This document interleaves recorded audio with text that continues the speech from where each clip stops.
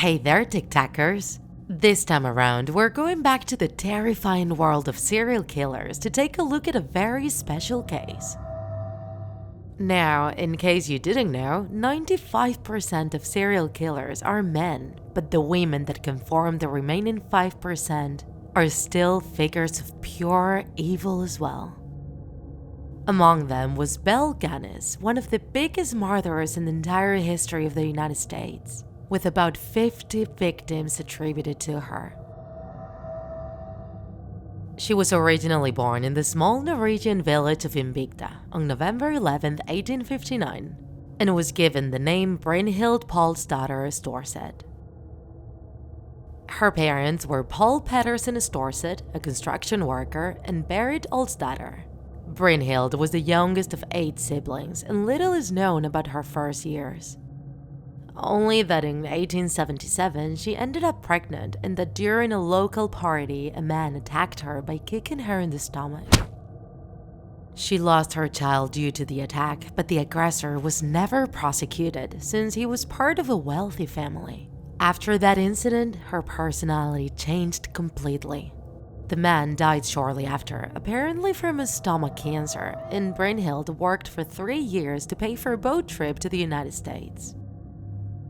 She settled in Chicago in 1881, changing her name to Belle Gunness, and started working as a housemaid.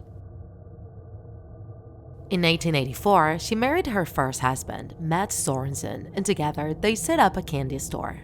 However, the business wasn't doing well, and a few months later it burned down due to a mysterious fire.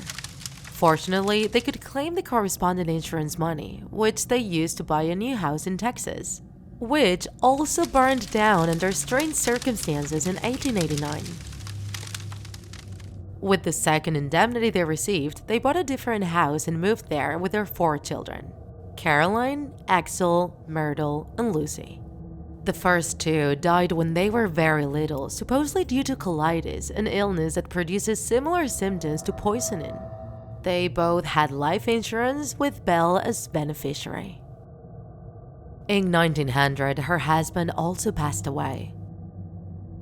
The first doctor that examined him suspected that he died due to strychnine poisoning, but since the deceased suffered from heart problems, it was ruled that he died due to heart failure, and no autopsy was performed on him.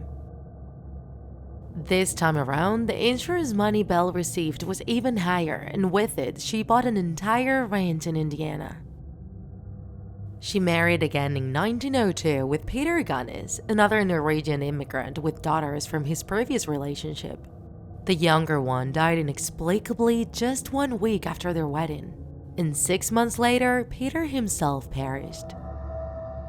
According to Belle, Peter was working in the barn when a grinding machine fell from a shelf on his head, killing him instantly. The neighbors started to get suspicious, and when Jenny, Peter's daughter, confessed to a classmate that Belle had killed him, Belle was prosecuted. However, before the judge, little Jenny denied having said anything, and Belle was absolved. Jenny was never seen again. Her stepmother said that she sent her to a boarding school, but later on it was discovered that Jenny was murdered and buried in the ranch. In 1906, Belle hired Ray Lamphere, a construction worker, to help her in the ranch, and soon after, they became lovers. At the same time, she published an ad on the newspaper looking for wealthy suitors who could be interested in marrying her and pay up the ranch mortgage. For 2 years, a series of suitors went to her house, carrying their entire savings with them, to then disappear without a trace. One of them was George Anderson, who first went to the ranch without money but promised to pay up the debt if Belle married him. She was an excellent host to George, offering him the biggest and most comfortable room in the ranch, as well as delicious dinners. However, George noticed something strange about Belle, and one night he woke up and saw her in front of him holding a candle, with a Machiavellian and sinister expression on her face. He didn't hesitate about getting out of there, and in the middle of the night, he took a train home. The suitors kept coming to the ranch, but besides Anderson, none of them were ever seen again. Meanwhile, Belle kept depositing huge amounts of cash in the bank regularly, as well as buying lots of empty sacks for her ranch. The neighbors affirmed to have seen her employee, Lamphere, digging holes all around the property.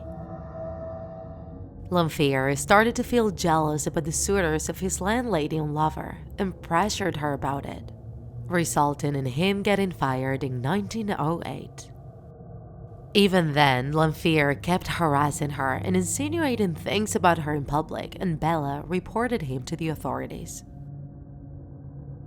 At the same time, one of the relatives of one of her victims started to track his whereabouts and went to Belle's ranch with the intention of investigating. For the first time, Belle the murderer was in trouble. She immediately went to see her lawyer to make a testament, claiming that Lamphere had threatened to set the ranch on fire with her and her family inside. She also paid up her mortgage, but didn't actually report Lamphere to the authorities. A few weeks later, the ranch was set on fire and everyone inside perished, including the children. However, the alleged scorched corpse of Belle could not be identified since it was decapitated and the head was never found. Lamphere was immediately captured and charged with arson and murder. The autopsy, supported by testimonials from the neighbors and Belle's clothing size, concluded that the physical measurements of the body they found didn't coincide. And it was demonstrated that the victim didn't die due to the fire, but was poisoned with strychnine. Shortly after, the bodies buried in the land around the ranch were discovered. The conclusion was that Belle managed to kill up to 49 people between 1896 and 1908. Including many of her children, her 2 husbands, about 30 workers in the farm, and a dozen suitors. Lamphere helped her get rid of the victims, but never confessed his role with the fire. And the identity of the scorched corpse was never known. Thus, it is very possible that Belle Gunness escaped to start a new life. And who knows if a new homicidal path as well.